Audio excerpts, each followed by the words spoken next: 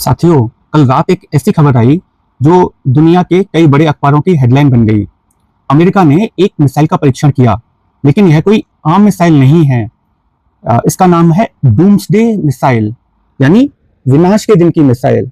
आवाज से 23 गुना तेज रफ्तार, दुनिया के किसी भी कोने तक सिर्फ 30 मिनट्स में पहुंचने की ताकत और हिरोशिमा में गिराए गए परमाणु बम से 20 गुना ज्यादा विनाश। और यह परीक्षण उस वक्त हुआ जब ईरान और अमेरिका के बीच युद्ध चल रहा है। तो क्या अमेरिका सच में परमाणु युद्ध की तैयारी कर रहा है? क्या ईरान पर भी वही होगा जो हिरोशिमा नागासाकी पर हुआ था? और अगर परमाणु बम गिरे तो क्या पूरी दुनिया पर न्यूक्लियर विंटर आ जाएगी? इन सभी सवालों के जवाब इस वीडियो में मिलेंगे, देखते रहिए। साथियों, इस मिसाइल का असली नाम है मिनटमैन 3 और इसे डूम्सडे मिसाइल इसीलिए कहा जाता है क्योंकि यह उस वक्त के लिए बनाई गई है जब दुनिया में सब कुछ खत्म होने की कगार पर हो। यह मिसाइल जमीन के अंदर से बिल्कुल अंडरग्राउंड साइलोस से चलाई जाती है। बाहर से देखने पर कुछ नजर नहीं आता। इसे बोइंग कंपनी ने बनाया था और अमेरिका के पास अभी 400 से अधिक ऐसी मिसाइलें हर वक्त एक्टिव अलर्ट पर हैं। ये मिसाइलें मोंटाना, व्योमिंग और नॉर्थ डकोटा के जमीन के अंदर छुपाई गई हैं। बस एक क्लिक और ये किसी भी देश की तरफ रवाना हो सकती हैं।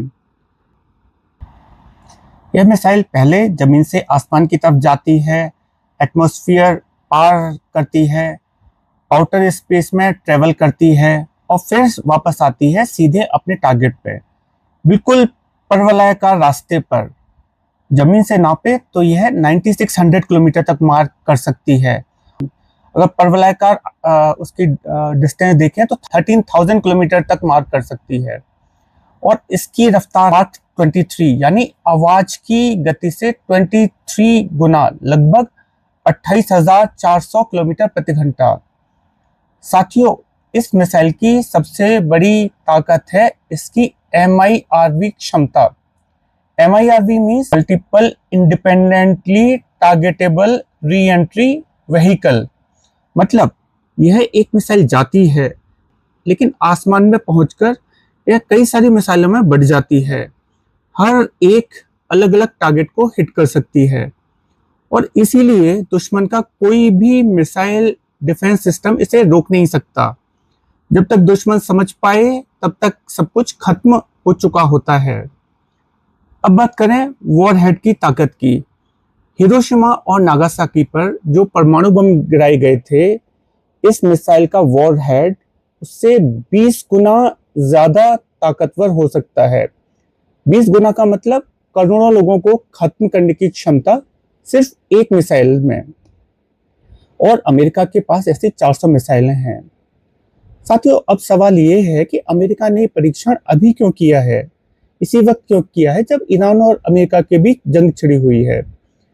इस परीक्षण में missile California space force base से चलाई गई, पूरा पैसिफिक ओशियन पार किया और यह मार्शल आइलैंड पर जाकर गिरी 6700 किलोमीटर की दूरी पर।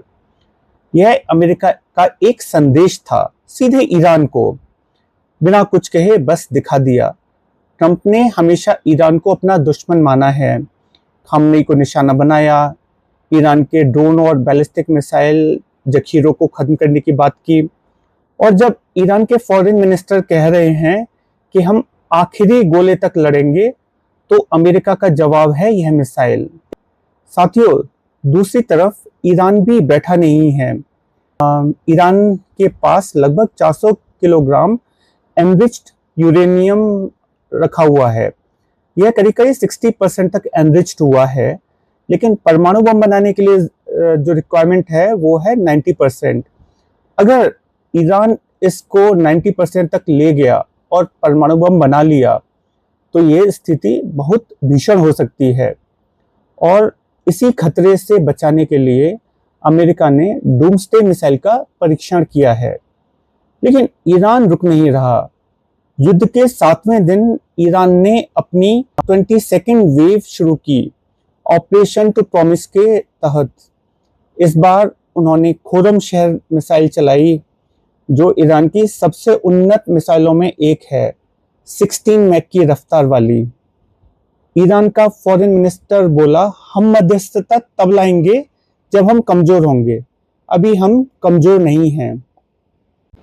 साथियों, वैज्ञानिकों की सबसे बड़ी चिंता यह है, अगर ईरान ने इजराइल पर परमाणु बम चलाया, अमेरिका ने ईरान पर चलाया, तो क्या होगा। इसे कहते हैं न्यूक्लियर विंटर। जब परमाणु बम फटता है तो आसमान में इतना धुआं और मलबा उठता है कि सूरज की रोशनी धरती तक नहीं पहुंच पाती। जब सूरज की रोशनी जमीन पर पहुंचना बंद हो जाए तो खेत सूख जाएं, फसलें सूख जाएं, फसलें खत्म हो जाएं, दुनिया में अंधेरा आ जाए, ठंड इतनी बढ़ जाए कि जीना मुश्किल हो जाए। गेम ऑफ थ्रोन की याद दिलाती है ये सिर्फ युद्ध नहीं होगा, यह पूरी मानव सभ्यता का अंत हो सकता है। इसीलिए डूम्सडे क्लॉक फिर से सुर्खियों में है। साथियों, आपको क्या लगता है, क्या अमेरिका सच में ईरान पर परमाणु बम हमला कर सकता है? क्या यह डूम्सडे मिसाइल फिर सिर्फ डराने के लिए है या इसका इस्तेमाल होगा? कमेंट में बताइए। और अगर ये जानकारी आपको जरूरी लगी तो इस वीडियो को शेयर जरूर करें, क्योंकि यह खबर हर भारतीय को जाननी चाहिए। जय हिंद।